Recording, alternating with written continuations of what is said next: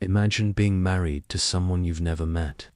At the age of 12, your wedding is more of a business deal than a celebration. And sex, it's less about pleasure, more about duty or damnation. In medieval Europe, marriage wasn't about love, and sex could be a sin, a weapon, or a transaction. Behind the castles and crusades, the bedchambers held secrets. The history books barely whisper. This isn't just about passion or purity, it's about control, power, and survival. In medieval Europe, the Catholic Church didn't just shape spiritual life, it governed the body, the bed, and the boundaries of desire. Sex was never simply a private act. It was under constant scrutiny, tightly bound to morality, sin, and eternal consequences. To understand how people lived, married, or even touched one another, we have to understand the Church's grip. The foundation of medieval sexual ethics rested on a theological narrative rooted in Genesis. Eve's role in the fall of man was not treated as symbolic, it was held as literal truth. Her supposed weakness, her seduction by the serpent, cast a long shadow over every woman born after her. Church fathers like Augustine and Jerome emphasized that Eve's disobedience introduced sin into the world through lust. As a result, sexual desire itself was stained. Even within marriage, it could be suspect. Augustine of Hippo, writing in the 4th and 5th centuries, laid much of this groundwork. His view of sex was conflicted. It was necessary for reproduction, but tainted by concupiscence, a kind of uncontrollable, carnal urge. This shaped medieval doctrine. Sex was tolerated only when it served the purpose of procreation, and even then, it was preferably done without pleasure. By the 12th century, these views were embedded in canon law. Confessors were trained to interrogate every aspect of a believer's sexual life. They used penitential manuals, detailed handbooks that listed sexual sins and the appropriate penances. These guides were not vague. They itemized positions, acts, timings, and intentions. Intercourse during holy days, during menstruation, during pregnancy, or without the aim of reproduction, all were forbidden. Some manuals even imposed penance for enjoying the act too much. Even between married couples, clergy asked explicit questions in confession. Did the couple lie together, unclothed? Was it on a Sunday? Did they avoid the natural position? Answers determined not only guilt, but sometimes the length and severity of penance, days of fasting, exclusion from the Eucharist, even public shame. Celibacy was held up as the highest state. Priests, monks, and nuns were expected to live without any form of sexual contact. The ideal was virginity, especially perpetual virginity, modeled on the Virgin Mary, but the ideal often clashed with reality. Despite vows, medieval clerical celibacy was frequently broken. By the 11th century, the Church began a renewed push for clerical purity, known as the Gregorian Reform, to enforce celibacy among priests. Still, concubinage among clergy remained widespread, often ignored or quietly tolerated by local authorities. For the laity, the Church imposed a calendar that strictly regulated when sex could occur. The 40 days of Lent, 40 days before Christmas, Sundays, feast days, and times around childbirth, these were all off limits. In some regions, over 200 days of the year were considered forbidden for intercourse. These rules weren't always followed, but they shaped public norms and private guilt. Women bore the heaviest burden. They were seen both as temptresses and as vessels of purity. Virginity was glorified, especially for noble women, while widows were encouraged not to remarry. A woman's sexuality was controlled from childhood through marriage or entry into a convent. The medieval church did not eliminate sexuality, but it transformed how people thought about it. It became a source of anxiety, of guilt, and of spiritual danger, yet it also remained unavoidable, necessary for survival and lineage. The tension between doctrine and human behavior defined much of daily life. Behind the wooden doors of confessionals and the stone walls of monasteries, the struggle between flesh and faith was constant. And while the church dictated the rules, it could never fully contain the reality. In medieval Europe, marriage was not a matter of love. It was a binding agreement, a transaction negotiated between families, often long before the couple reached adulthood. At its core, it was about land, inheritance, political loyalty, and social survival. Among the nobility, marriage was a tool for forming alliances and consolidating power. A dowry, property, land, or coin was transferred from the bride's family to the groom's, and it served a crucial function. It secured the bride's place in her husband's household and compensated him for the financial responsibility of supporting her. The larger the dowry, the higher the marriage prospects. Among the upper classes, these arrangements were often formalized when the children were still very young, sometimes even as infants. One of the most well-documented examples is the betrothal of Eleanor of Aquitaine's daughters. In 1137, Eleanor married Louis VII of France, and their daughters were later used as diplomatic bargaining chips. Such early betrothals weren't always finalized, but they shaped the political landscape for decades. For royals and aristocrats, the idea of marrying for affection was not just unusual, it was considered irresponsible. But this system extended beyond royal courts. Even among peasants and urban merchants, marriage was rarely personal.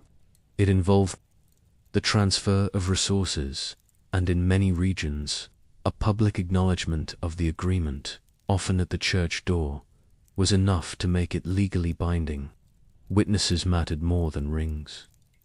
The ceremony itself, over time, became increasingly regulated by the church, especially after the Fourth Lateran Council in 1215, which required marriages to be announced in advance and performed by a priest. By then, the church had assumed full control over the legitimacy of marriage. It declared marriage a sacrament, permanent and indissoluble, and positioned itself as the sole authority in declaring whether a union was lawful. That meant the church could also decide when a marriage could be annulled, usually for political or theological reasons. Inconsistencies in consent, consanguinity being too closely related, or prior spiritual commitments like religious vows, could all be used to declare a marriage invalid. Consent was central, at least in theory. Canon law required both parties to consent freely. But in practice, especially for women, the issue was far from simple.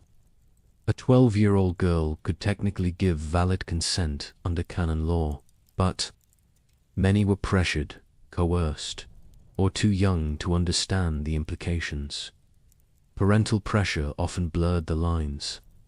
If a young bride refused a match, she could face social rejection or even physical punishment. Some church courts did intervene, but usually only when the opposition became public or disruptive. Marriages arranged for gain, solidified before puberty, and enforced through obligation, this was the norm. Love, if it existed, came later, and was often irrelevant. The bond between husband and wife was subordinate to the alliance between their families. In the medieval world, marriage was not the joining of hearts. It was the fusion of fortunes, and beneath the formal blessings and feasts, it remained a carefully negotiated contract, one in which emotion rarely had a seat at the table, In medieval Europe, the line between childhood and adulthood was not defined by emotional maturity, education, or lived experience. It was defined by utility, particularly a girl's value in the marriage market. Among the nobility, marriage wasn't delayed until adolescence. It often arrived with childhood. Canon law, developed by the Church, formally set the minimum age of marriage at 12 for girls and 14 for boys. These ages were not chosen for symbolic reasons. They were believed to roughly align with the onset of puberty, and therefore biological readiness for procreation. But this legal benchmark often became a flaw, not a guideline. Among elite families, especially those with land, titles, or political influence to secure, girls were commonly betrothed before puberty and sometimes married shortly after. One well-known case is that of Margaret Beaufort, the mother of Henry VII. She was married at age 12 to Edmund Tudor, who was in his mid-20s. She became pregnant shortly after, and gave birth to Henry when she was just 13. The childbirth nearly killed her, and she would never bear another child. Her case was not unique, only unusually well documented. Among commoners, the pattern could differ. Marriage for peasant girls often took place in later adolescence or early 20s, primarily due to economic practicality. A dowry or household establishment was required, and peasants rarely had the means to send off daughters as early as nobles did. But even in rural communities, local customs varied. In some parts of Europe, such as southern France or parts of Italy, early marriage for girls could still be common, especially in areas where property or vineyard inheritance made strategic pairings a priority. The Church's requirement of mutual consent in marriage theoretically protected individuals from being forced into unwanted unions. But the reality was far more complicated. A 12-year-old girl, pressured by family, bound by duty, or lacking legal literacy, could give consent under conditions that today would be considered coercive. Church courts occasionally annulled marriages that were clearly forced, but only if the child, now older, challenged the union and the case gained attention. The consequences were not abstract. Physically, prepubescent or barely pubescent girls were at risk during childbirth. Maternal mortality for young brides was significantly higher. Psychological effects are harder to quantify from surviving sources, but in accounts of court records and personal letters, themes of isolation, fear, and even trauma surface, particularly among girls sent to foreign courts or married into much older households. In the royal courts of Europe, these practices served dynastic needs. In 1382, Richard II of England, aged 15, married Anne of Bohemia, who was also around 15, unusually balanced in age, but in other cases, the gap was vast. In 1328, Hugh of Lusignan, a noble in Poitou, married Jeanne de Belleville, who was likely around 12. These marriages cemented military alliances, property claims, or peace treaties with little regard for the age of the bride. Child marriage in the Middle Ages was not the norm for every girl, but it was embedded in a system that prioritized inheritance, alliance, and social stability over personal readiness. For those caught in it, the title of wife came long before adulthood. In the Middle Ages, sex was never just a personal matter. It was bound tightly to sin, salvation, and eternal judgment. The Church didn't simply discourage desire, it scrutinized it, catalogued it, and defined how, when, and why it could occur. Even within marriage, sex was not fully accepted. It was tolerated, provided it met the right conditions. Theologians and church authorities believed that sex, though necessary for procreation, carried the stain of original sin. Pleasure itself was suspect. If it couldn't be avoided, it had to be controlled. To do otherwise risked the soul. The rules governing when sex was allowed were extensive.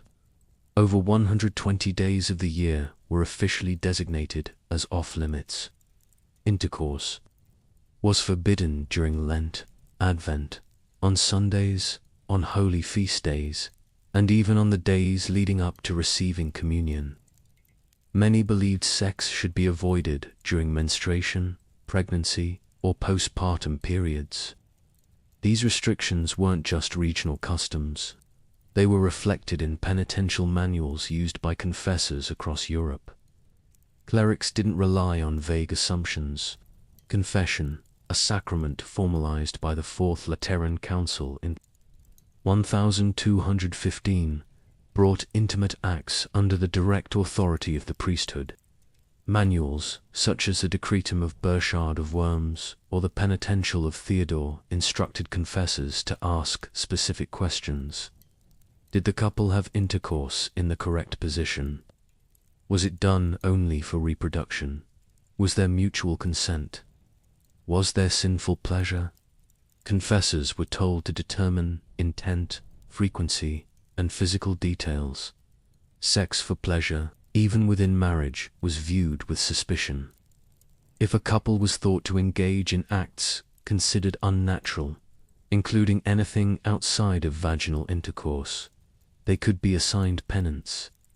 Some acts, such as sodomy, were classified as mortal sins, punishable by exclusion from communion or, in civil contexts, even execution. These acts were condemned not only among same-sex partners, but also between husbands and wives. At the center of this strict moral code stood the veneration of virginity. The cult of purity reached deep into medieval life.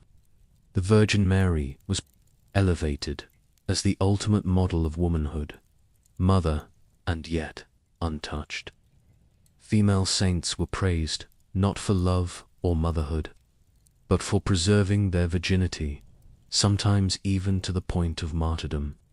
Agnes of Rome, Lucy of Syracuse, and Catherine of Alexandria were canonized partly for rejecting marriage and embracing death to avoid sexual violation.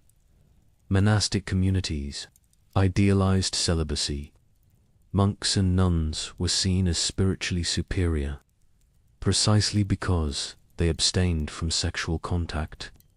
In many cases, people joined religious orders not just out of faith, but to escape the expectations of marriage, especially for daughters of noble families.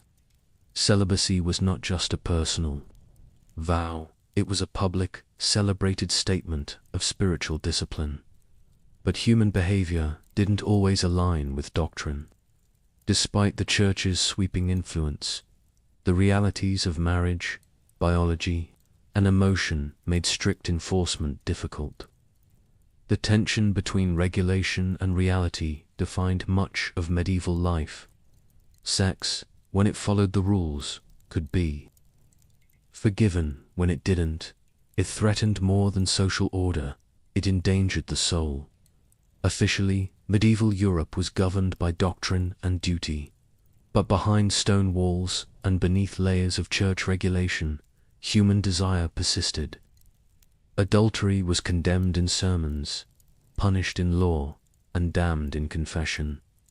Yet it remained a part of life, particularly where marriage was arranged without affection or choice. Love, when it arrived, often arrived outside the bonds of marriage. In noble courts, a cultural phenomenon emerged that directly challenged official ideals: finamore, or courtly love. Flourishing in 12th century southern France and spreading into England and the Holy Roman Empire, courtly love was a literary and social tradition that celebrated secret admiration, emotional intimacy, and often unattainable lovers, usually between a knight and a noble lady married to someone else. Though idealized in poetry, the idea wasn't entirely fictional. Real relationships sometimes mirrored the themes: devotion outside marriage, intense longing, and forbidden meetings. These were emotional bonds that gave meaning where arranged unions had left emptiness. One of the most powerful figures linked to this cultural shift was Eleanor of Aquitaine. Born around 1122 and married first to Louis VII of France, Eleanor was deeply involved in the cultural flowering of courtly love.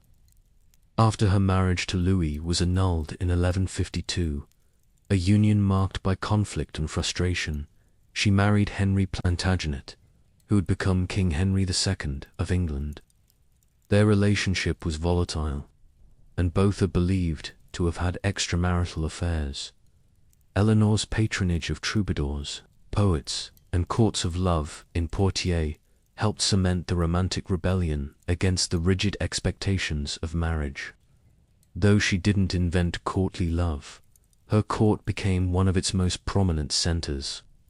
It was not a challenge to marriage law, but it reflected a dissatisfaction with the emotional barrenness of sanctioned unions. Love affairs, however, could have fatal consequences. Noble women caught in adultery risked disgrace, imprisonment, or death. Men, especially kings, were often spared legal punishment, but faced political fallout. In 1314, Margaret and Blanche of Burgundy, daughters-in-law of King Philip IV of France, were accused of adultery in what became known as the Tour de Nesle affair. Both women were imprisoned. Their lovers were executed, publicly castrated, and then hanged. The scandal shook the French royal house and contributed to a succession crisis after the deaths of Philip's sons. Clergy were not immune. Despite vows of celibacy, many priests, monks, and even bishops maintained unofficial relationships. The church struggled to enforce discipline.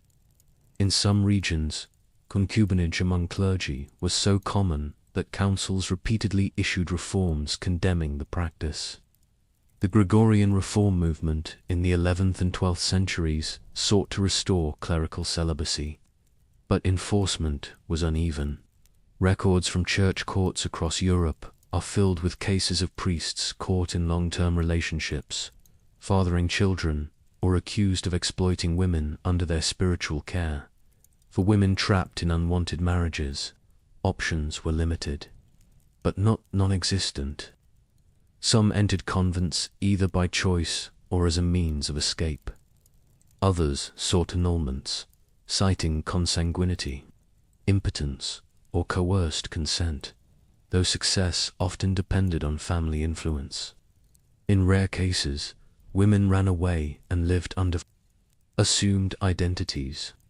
More often, they endured, using secrecy and negotiation to manage their situations. Medieval Europe publicly upheld ideals of chastity, fidelity, and spiritual purity. But the reality, documented in court records, letters, and law codes, shows a world where personal desire often collided with institutional control, and where the consequences were shaped by status, gender, and power.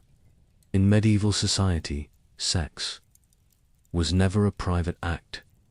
It existed at the intersection of power, law, and control. Within marriage, the concept of consent was murky at best. By law and custom, a husband had near total authority over his wife's body. Marital rape, as a legal category, did not exist. The prevailing belief was that marriage itself constituted ongoing, permanent consent. A wife's refusal could be interpreted not as a boundary, but as disobedience. Canon law and civil codes reinforced this dynamic. In England, the legal doctrine of coverture held that a married woman's legal identity was absorbed into her husband's. She could not own property independently, enter contracts, or refuse sexual access. In France, similar norms were enforced. Theologians like Thomas Aquinas reinforced the idea that women were subordinate to men in both nature and function, and that a wife's duty was to provide access to her body in exchange for her husband's protection and provision. But the bedroom was not only a site of domination, it was also a stage for resistance, especially among women who had few other means of defiance. In cloisters and convents, some women resisted control by rejecting marriage entirely. Becoming a nun offered legal independence and freedom from forced sexuality. Yet even there, the Church imposed layers of surveillance, and cases of coercion and abuse by male clergy are well documented. In the Chronica Majora, the 13th century English chronicler Matthew Paris describes scandals involving abbots visiting nuns in private, sometimes with tragic outcomes for wives. Resistance was more dangerous. Legal avenues for escaping abusive or coercive husbands were limited. Church courts occasionally granted annulments or separations in extreme cases, but these were rare. More often, women endured or found covert ways to negotiate power using pregnancy, religious fasting, or illness to avoid unwanted contact. Some even turned to the church as a shield, appealing to local clergy for temporary protection, though enforcement varied. Sex could also be used to manipulate. Among the nobility, producing heirs was a political necessity, and failure carried consequences. Queens, who could not conceive, or who bore only daughters, were often blamed and sidelined. In some cases, kings used accusations of sexual misconduct as a pretext to divorce or execute their wives. Henry VIII's campaign against Anne Boleyn in the 16th century, though slightly later than the medieval period, was rooted in this logic. Allegations of adultery and incest were not only meant to destroy her politically, but to nullify her sexual and dynastic legitimacy. Rumors, whether true or false, carried lethal weight. A whispered accusation of infidelity or promiscuity could destroy reputations, especially for women. In 1399, Isabella of Valois, the young Queen of England, was subjected to scrutiny after her husband Richard II was deposed. Though still a child, her virtue became a subject of political concern. Accusations of sexual misconduct could be used to undermine alliances, weaken claims, or justify imprisonment. Sex, in the medieval world, was less about passion and more about leverage. It could solidify dynasties, suppress dissent, or ruin rivals. In bedrooms, convents, and courtrooms, it remained one of the most effective and dangerous tools of control in medieval Europe. A woman's body was not viewed as her own. It was a vessel of lineage, legitimacy, and family honor, first guarded by her father, then transferred to her husband. At the center of this system was an unrelenting obsession. Virginity. Virginity before marriage was treated not just as a virtue, but as evidence. It was proof of a woman's moral worth, her family's reputation, and, above all, her husband's uncontested paternity. The pressure to provide this proof fell squarely on the wedding night. Across much of Europe, especially among noble families, a blood-stained sheet was expected, displayed as physical confirmation that the bride had been intact. In some regions, especially in parts of France and the German states, this ritual was formalized. In others, it existed as an unwritten social requirement. The absence of blood could lead to immediate accusations of dishonor or infidelity, but the science behind this belief was flawed. The hymen, a small fold of mucus membrane, varies greatly among women. Not all women bleed during first intercourse. Medical understanding of the time was limited, and cultural narratives filled the gaps. This ignorance had consequences. In cases where no blood was seen, brides were sometimes publicly shamed, rejected, or returned to their families. Some women turned to desperate measures, staining sheets with animal blood, or injuring themselves to simulate proof. Beyond the bedroom, virginity shaped public policy and private lives. In the courts of Spain, Italy, and parts of the Holy Roman Empire, laws upheld a family's right to defend its honor through punishment, including violence. While the Church officially opposed honor killings, enforcement was inconsistent. In honor-based cultures, especially in Southern Europe, a man's ability to defend his family's name through control of female sexuality was often socially reinforced. In Florence, legal records from the 14th and 15th centuries show frequent disputes over broken betrothals linked to accusations of lost virginity. Women accused of fornication could be fined, imprisoned, or forced into marriage with the man involved, even if the encounter was non-consensual. In contrast, men faced fewer consequences unless the woman belonged to a prominent family or took legal action through ecclesiastical courts. Virginity also became a political tool. Royal daughters were often scrutinized for purity before marriage. Treaties were finalized. Their value on the diplomatic stage rested not only on bloodlines, but on perceived sexual innocence. In 1290, the sudden death of Margaret, the Maid of Norway heiress to the Scottish throne, led to renewed attention on the reputations and virginity of other noble claimants. In the shadow of dynastic competition, chastity could be weaponized.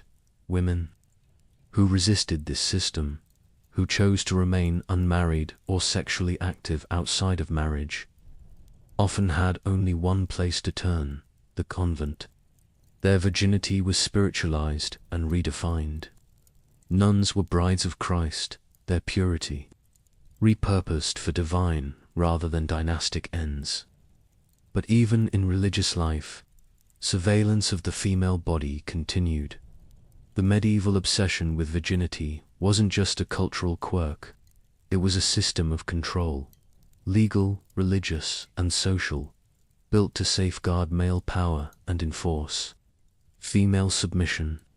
In this world, a woman's honor was fragile, and her body, from birth, was a battleground of expectations.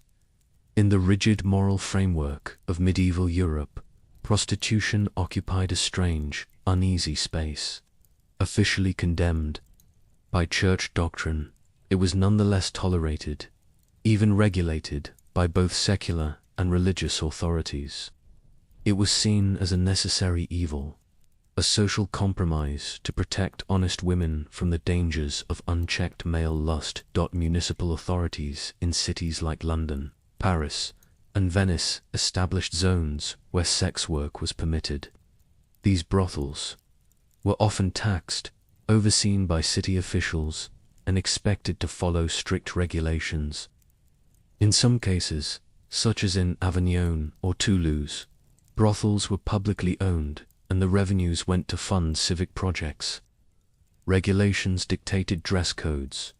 Prostitutes were sometimes required to wear yellow hoods or belts, and they were banned from soliciting in churches or marketplaces. The intent was to keep the practice confined, visible, and profitable. Licensed sex workers had limited protection. They were required to undergo medical examinations, particularly during outbreaks of venereal disease, though the understanding of disease transmission remained crude. Unlicensed prostitution, by contrast, was criminalized. Women working outside designated areas or without approval risked fines, imprisonment, or public whipping. For the women themselves, sex work offered few paths to escape.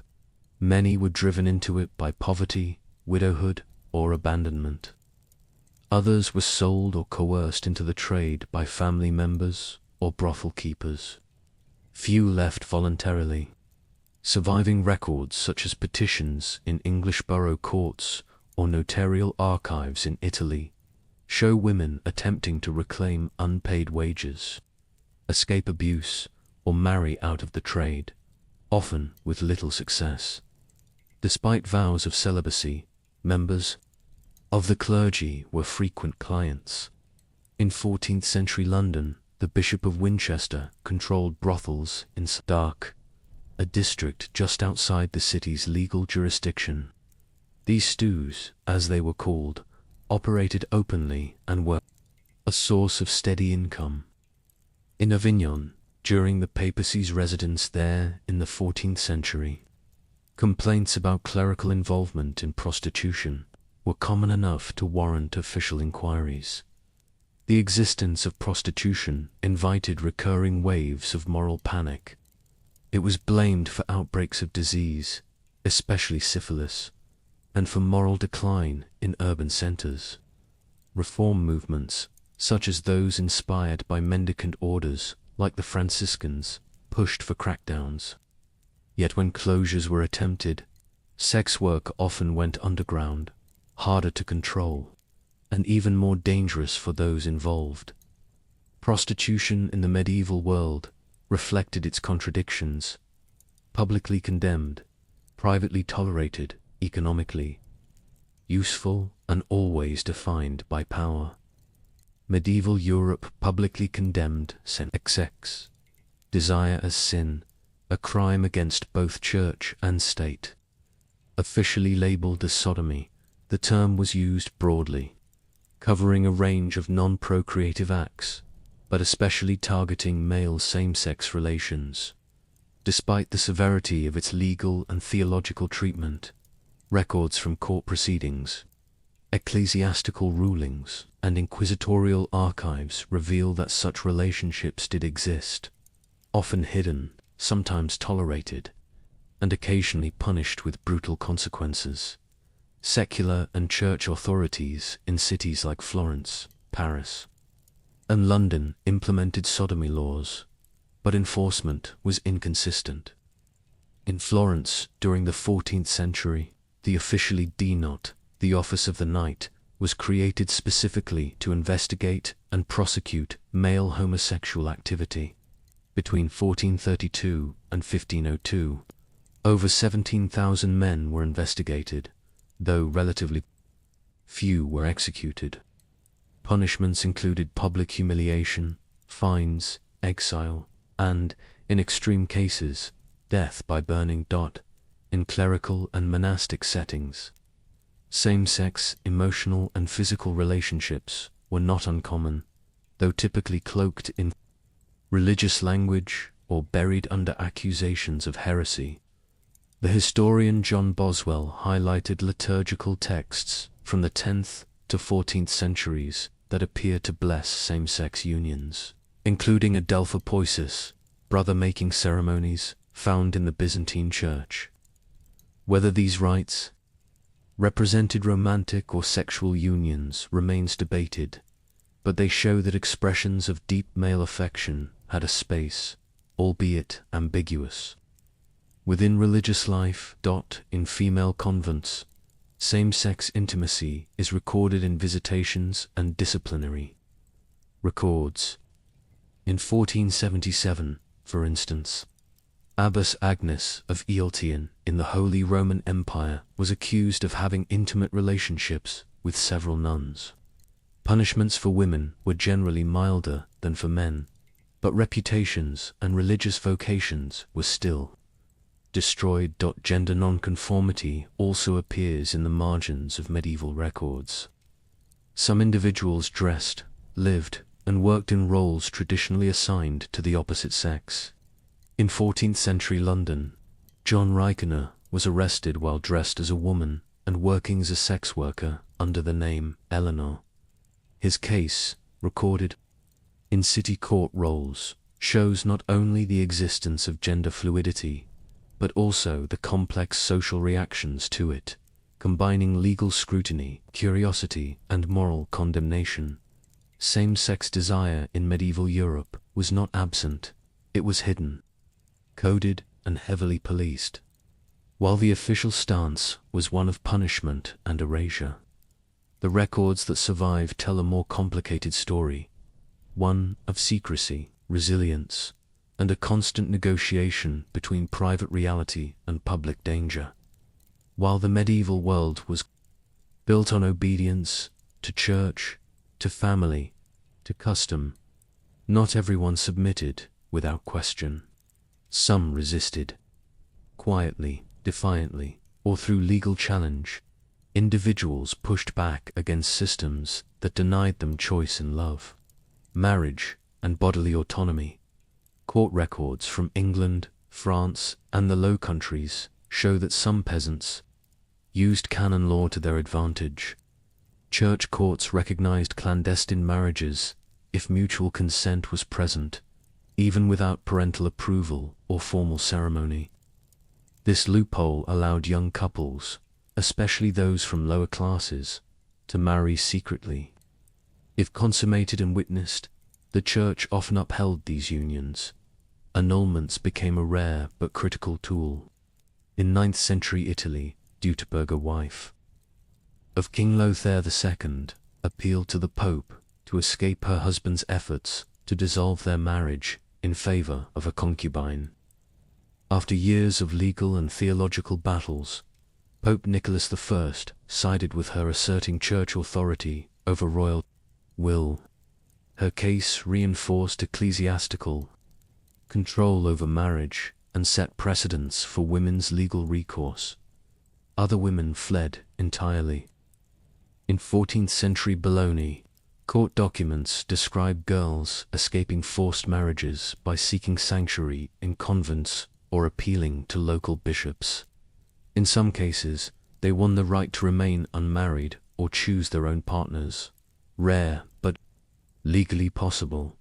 Urban centers like Paris and London produced more evidence of resistance, especially among literate or economically independent women. Some drafted prenuptial agreements, secured property rights, or filed complaints against abusive husbands. A small number, especially widows, used their legal freedom to reject remarriage altogether. These acts did not overturn the system, but they exposed its limits. Across the medieval centuries, small revolts in law, in love, in court, planted the first seeds of personal agency. They mark the early, fragile beginnings of the right to choose.